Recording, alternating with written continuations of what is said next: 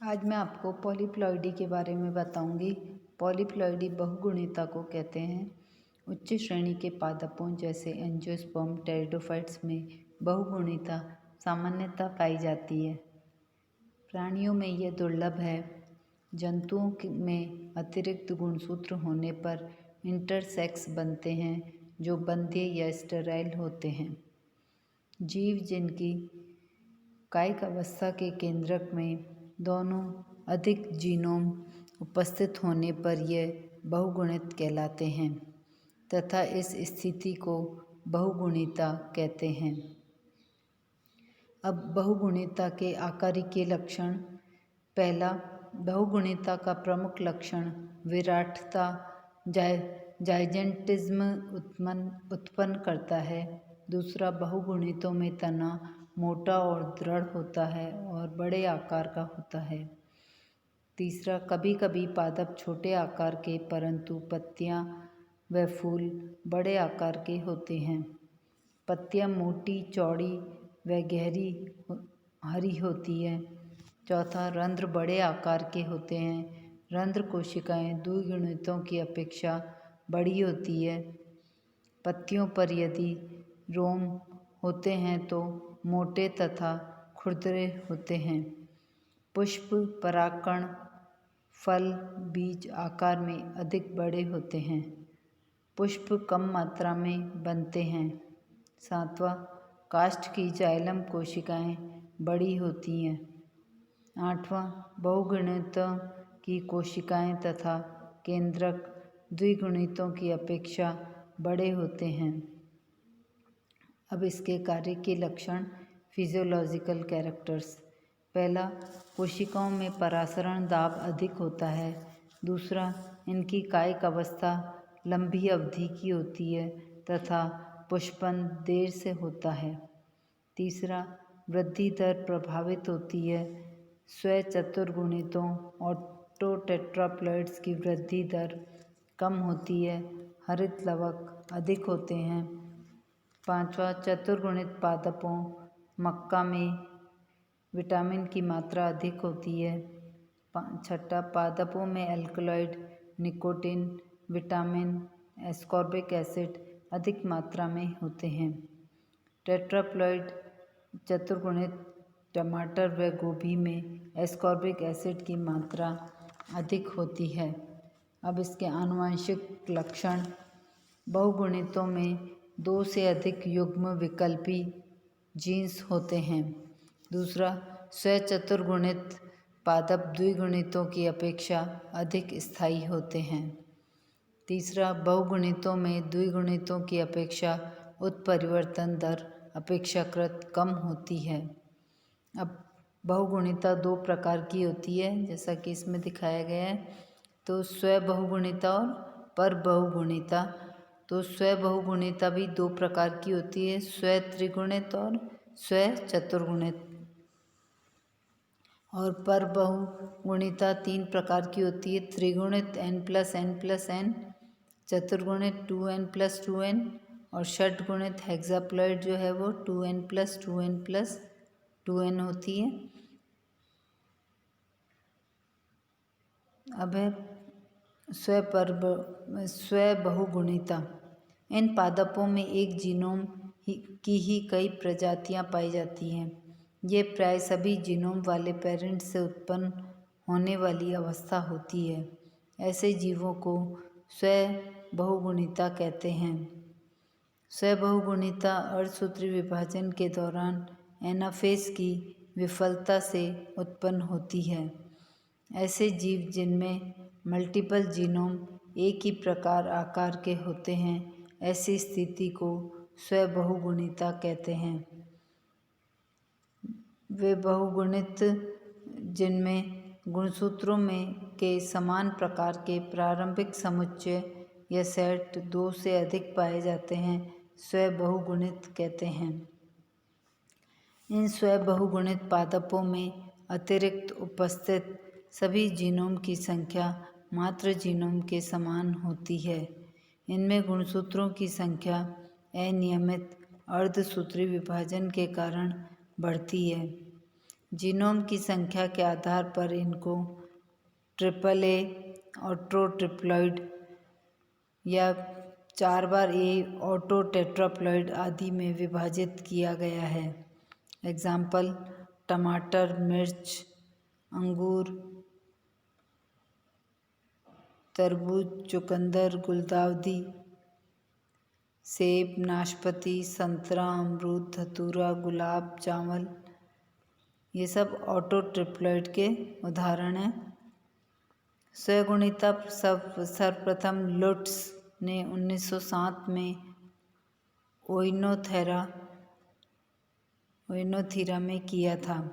Auto triploid स्वत्रिगुणित में युग्मन के समय 3 समजात, एक बाइवैलेंट और एक यूनिवैलेंट बनाता है, जो एनाफेज में अनियमित रूप से अलग होते हैं तथा असंतुलित युग्मक बनाते हैं। युग्मक में जीनोम या इसके गुणन के रूप में गुणसूत्र उपस्थित रहते हैं। यही कारण है कि अधिकतर युग्मक जीवित नहीं रहते हैं और जो बच जाते हैं वे बंध्य या स्टेराइल ही होते हैं, पालक को छोड़कर। ऐसे पौधों के ऑटो ट्रिप्लॉइड में 2n + n = 3n। ऐसे पौधों के केंद्रक में 3 जीनोम होते हैं, ये 3n पादप कहलाते हैं। ऑटो ट्रिप्लॉइड प्राय बंध्य होते हैं या स्टेराइल होते हैं और ऐसी जातियों में बीजों का निर्माण नहीं होता है, अतः इनकी उपयोगिता फसलों में कम होती है, परंतु यह ऐसी फसलों के लिए लाभदायक हैं जिनमें बीज कम बनते हैं या कायिक जनन पाया जाता है। इसलिए ऐसी किस्मों को आर्थिक रूप से बीजहीन प्रकारों के विकास के लिए प्रयोग किया जाता है, जैसे अंगूर और केला। एक स्वचतुर्गुणित में प्रत्येक समजात 4 बार उपस्थित रहता है, जैसे 4 बार A। स्वचतुर्गुणित में गुणसूत्र में 4 समजात गुणसूत्र मौजूद रहते हैं। यह युग्मन के दौरान 2 बाइवैलेंट या एक ट्राइवैलेंट या एक यूनिवैलेंट या एक क्वाड्रिवैलेंट बनाते हैं, जैसे 2n + 2n = 4n या फिर 2n + n + n = 4n। Anaphase में यह अनियमित रूप से अलग होकर असंतुलित युग्मक बनाते हैं।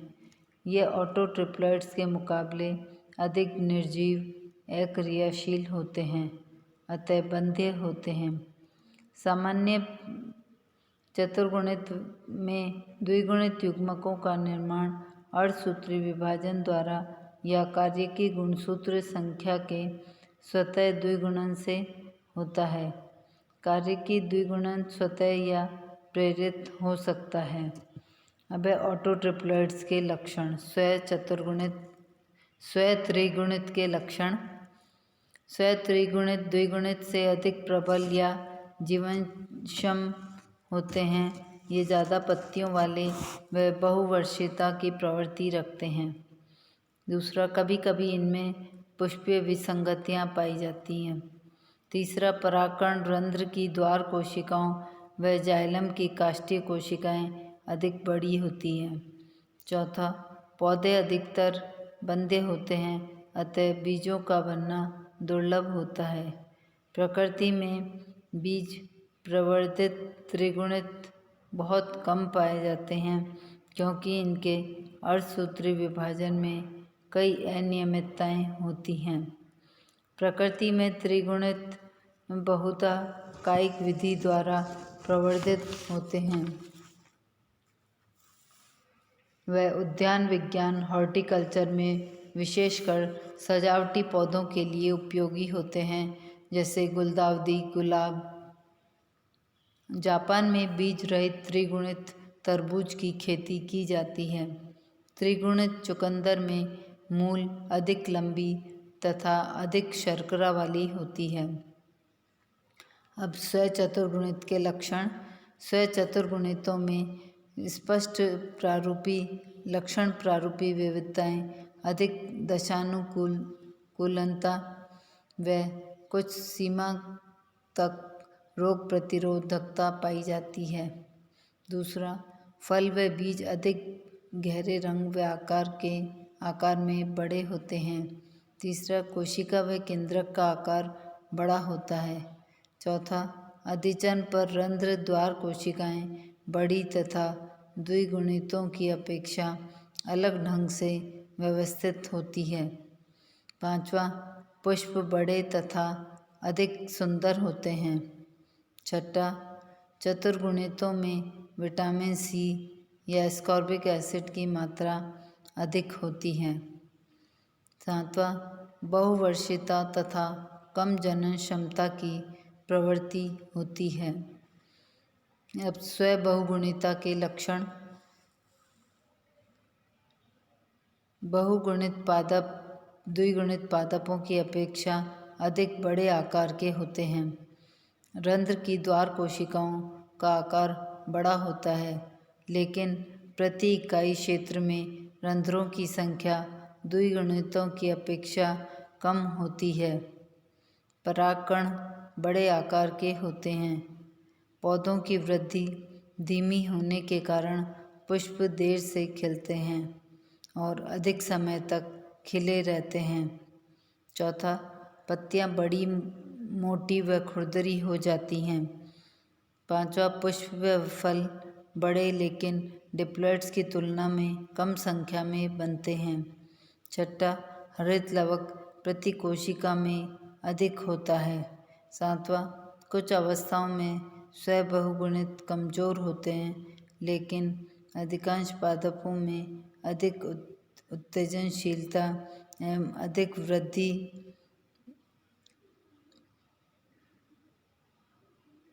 दर्शाते हैं। इनमें उर्वरता की कमी आ जाती है। इनका शुष्क भार डिप्लॉइड पादपों की तुलना में कम होता है, क्योंकि कोशिकाओं में जल की मात्रा अधिक होती है। अधिक ऊंचे गुणिता स्तर पर विपरीत प्रभाव उत्पन्न होते हैं और उनके कारण पौधों की मृत्यु हो जाती है। ऑटोट्रिप्लॉइड प्लांट्स स्टेराइल होते हैं, बंधे होते हैं, अतः बीजों का बनना असंभव होता है। प्रकृति में त्रिगुणित कायिक विधि द्वारा प्रवर्धित होते हैं। एग्जाम्पल, गुलाब, केला, संतरा। 11वां, इनका अर्धसूत्री विभाजन सामान्य नहीं होता है। यूनिवैलेंट, ट्राइवैलेंट, क्वाड्रिवैलेंट होते हैं।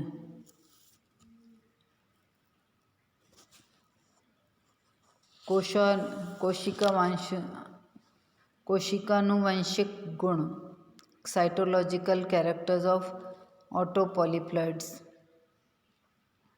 बहुगुणित पादपों में कोशिकाएं अपेक्षाकृत बड़े आकार की होती हैं। बहुगुणित पादपों में जाइलम सेल्स बड़ी दिखाई देती हैं। कोशिकाओं में केंद्रक का आकार भी बड़ा होता है। बहुगुणित पादपों में 2 से अधिक जीनोम मिलते हैं और उसी अनुपात में युग्म विकल्पी भी 2 से अधिक पाए जाते हैं। स्वत्रिगुणित पादपों में असंतुलित युग्मक बनते हैं, अतः अधिकतर जीवित नहीं रहते हैं, जबकि बहुगुणित पादपों में 2 से अधिक जीनोम उपस्थित रहने से इनमें उत्परिवर्तन या म्यूटेशन के उदाहरण कम मिलते हैं।